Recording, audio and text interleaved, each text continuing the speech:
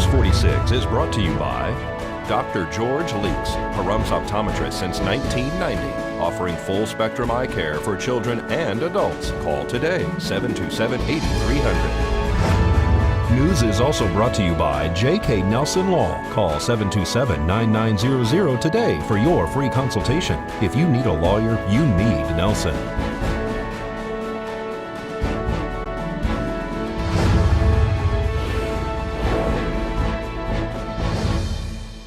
Tonight on News 46, a horrible accident leaves one woman fighting for her life. An elderly couple and animals live and die in deplorable conditions. News 46 starts now. You're watching KPVM News 46 with Deanna O'Donnell.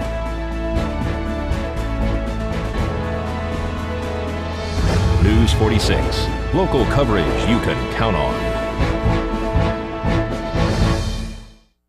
Police are attempting to locate a person who they say shot a gun into the air. It's July 3rd, 2017. I'm Deanna O'Donnell for News 46. The Nye County Sheriff's Office says a female that was shot yesterday was hit by a stray bullet on Alaska Way. The family and neighborhood is reeling in disbelief that a person would be so irresponsible with their weapons.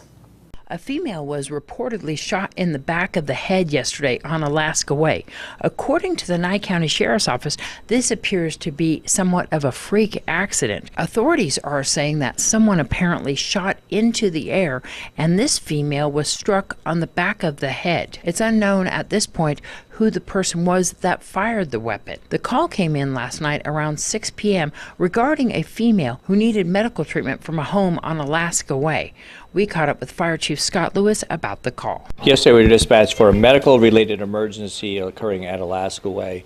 As our crews arrived on location, they were met at the perimeter gate by an older female who described that there was actually a woman who was shot on the property. Our crews immediately left the area, went to a safe zone into a level 1 staging, and requested sheriff's deputies. Because this was first dispatched as an unknown medical issue? It was dispatched originally as unknown medical, but once it was determined that there was actually a gunshot wound, that entails a securing of the scene by the sheriff's office, so our crew moved to a level 1 staging area. This was not self-inflicted, was it? Not to my knowledge. The sheriff's office is investigating it, and as a result of that nature of that call, added an additional engine company, myself to the call. We managed the LZ for Mercy Air 21. That patient was subsequently flown to UMC Trauma. All right. And as far as you know, there was no other people involved in this? We're unsure as to how it happened. Our simple role is to take care of the patient, remove him from the immediate area, get him to a safe area, and then get patient care transferred to Mercy Air.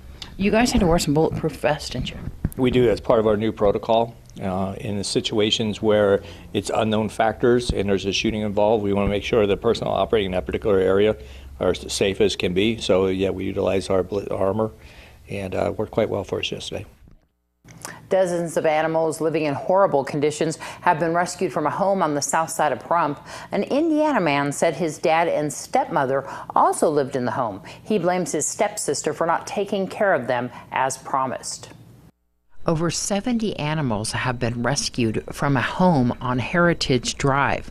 According to the Nye County Sheriff's Office press release, 38-year-old Brenna Lise England has been taken into custody and charged with animal cruelty. The story began when Robert Coburn Sr. was allegedly dumped off in front of Desert View Hospital, strapped to a wheelchair with a bed sheet. Coburn later died in the evening, and his family was contacted. Nye County Public Administrator's Office was contacted by the family to secure the home on Heritage Drive. That's when they came across deplorable conditions. They called the Nye County Sheriff's Office, which started the process. Inside the main residence was completely unlivable conditions. We spoke to Robert Coburn Jr. today about his parents' property. I couldn't go in. When the smell, I had my mask up, my hazmat outfit on, and the smell hit me before I even seen what it looked like. I couldn't go in, and Ski told me I didn't have to go in if I didn't want to, just if I did, take my time.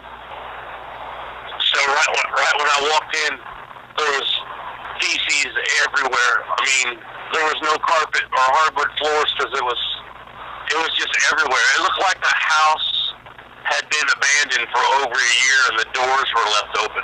Throughout the home, feces was packed on the floor. There was deceased animals, and according to sources, animals were also in different stages of illness. The press release says that they removed 20 dogs of different breeds, 35 chihuahuas, 15 cats, and 2 horses. They said that the animals on the property were not provided with adequate shelter, food, or water. Several animal groups helped Nye County Animal Control take custody of these animals.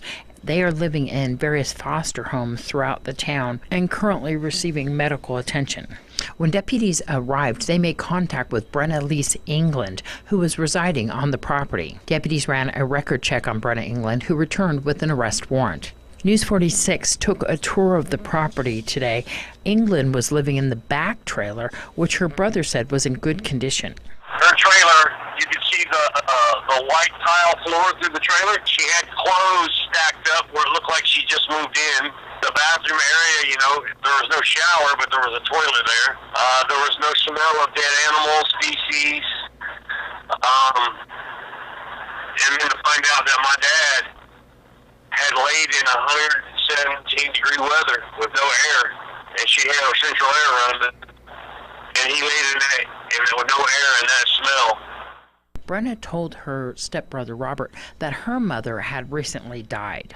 Chris and her boyfriend sat across the table from me and told me that they took Chris, either drug her out of the house or carried her out of the house, and took her to the trailer so that the EMTs and law enforcement wouldn't go in that house. Robert, who lives in Indiana, said this about his stepsister. There's no reason for Brenda to not only be on their property, but I will be beside myself if they release her. 72-year-old G. Jenner from Ontario, California, was killed early Saturday morning on Highway 178 near Shoshone. According to California Highway Patrol, the man's 1999 Chevy Astro van rolled after he lost control, overcorrected, struck a guidepost and a dirt embankment. Jenner, who was not wearing a seatbelt, was ejected from the vehicle. Lieutenant Scott Perry from Pahrump Valley Fire and Rescue was at the scene of the crash. Yeah, about 3 in the morning, we were dispatched for a rollover accident on scene. After arriving, we found a person had been ejected and was 418 on scene. So on Highway 372, past the California line, right? Yeah, that was actually a couple miles into California on Highway 178. And so initially they were saying that they couldn't find any occupants or anybody around the vehicle, but you guys do an extensive search, don't you? Yeah, we go out with thermal imagers and flashlights. We looked through the whole area. They found the body of the deceased person on the first one. We looked for additional personnel and didn't find anybody. That's usually indicative of a person not being seatbelted in? Possibly. We believe he wasn't wearing a seatbelt. And of course, at that point, California Highway Patrol took effect of the area, right? Yes, that would be a CHP call then. More news right after this.